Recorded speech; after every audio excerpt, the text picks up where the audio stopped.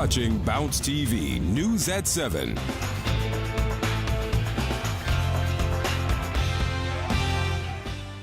I'm Rahman Johnson, and welcome to Bounce News at 7. Tonight, there's a bipartisan proposal that's making its way through the United States Senate, and it deals with the way that people immigrate into the United States. I think the draft bipartisan bill really embraces the principles the president enunciated. It's a much better system than the one we have now. It deals with security, but also economic growth and vitality. So it's a bill that I'm very hopeful can move forward.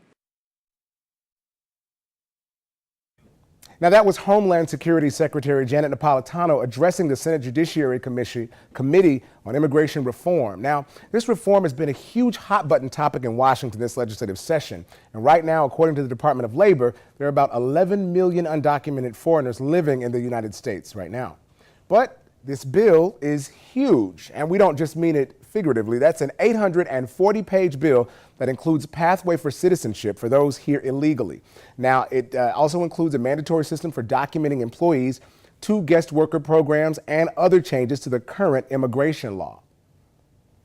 Now, those bombings in Boston last week are also taking center stage since both suspects were foreign-born and were either U.S. naturalized citizens or green card holders. Now, there is speculation of both sides of the aisle that people are using this case for or against immigration reform.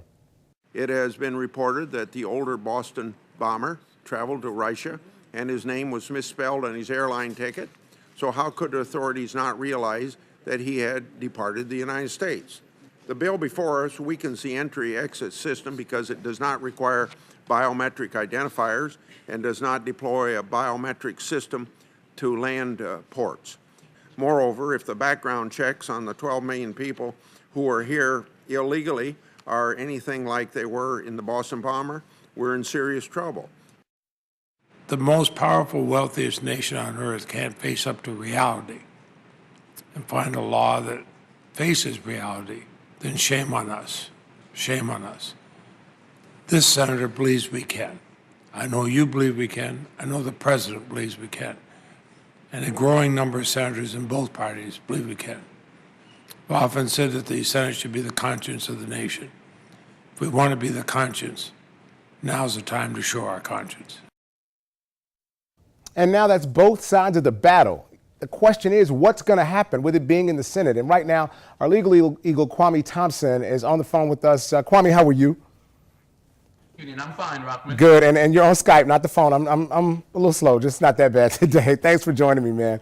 Tell me, as we look at immigration reform and exactly what's happening, I want you to share with us, I know the Group of 8 is coming with a bipartisan proposal, but before we get into the specifics of what's happening in the Senate, there's a new I-9 form that we've all had to fill out when we're doing our employment verification.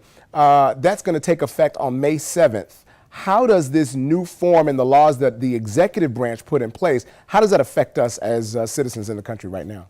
Well, actually, that is a good point you made, Rahman. The new I-9 form comes from the executive branch, from Homeland Security. And what it does, the form enforces legislation from 1986, the Immigration Reform and Control Act. And the new immigration form, the I-9 form, is going to be more inclusive. For example, the new form is going to ask for the employee's telephone number, email address, and foreign passport numbers. Now, is this, I mean, clearly there had to be some things that changed after September 11th. We know that security and all those things changed, but you're telling me that the form hadn't been reformatted since 1986? Well, the form enforces that act. There has been modifications to the form. However, the entire climate of immigration and security in the nation has changed dramatically since, of course, September 11th. And what this form does is just documents and verifies that the employees are authorized to work. That is the sole purpose of the form. But it is going to be inclusive in whatever legislation that we see from this new bag of 8 from the legislative branch. They're going to have to go hand in hand, because if they have dramatic changes, right, for example, allowing other people or lower paid people to have visas, then it's going to actually be more advantageous to immigrants. Kwame, let's talk about what's going on right now in Washington. I know the Gang of Eight, again, there's this bipartisan proposal that's going to be in the Senate. I know that's going to be something that's huge coming up. How large is this? How much of a change will it have on these current laws that the executive branch are putting in? Will it help security? Will it hurt? And then how will it affect employers as well? I think that it's going to help security because, again, the verification of undocumented workers is going to be key, and of all citizens. So this bill is also, it addresses not only security, but it also addresses economic development for immigrants. And so it's going to cover a wide range of issues. Gotcha. Thanks so much again, Kwame Thompson. I know you'll be keeping us up to date on what's going on, and you can also log on to our website, bouncenews.tv, for more information. Now, employers, remember that if you're audited, the penalty for the incorrect I-9 form ranges from $100 to $110 to $1,100 per form. Again, those I-9 forms have to be put in. It is a paperwork violation. We'll have that new I-9 form up on the website, bouncenews.tv.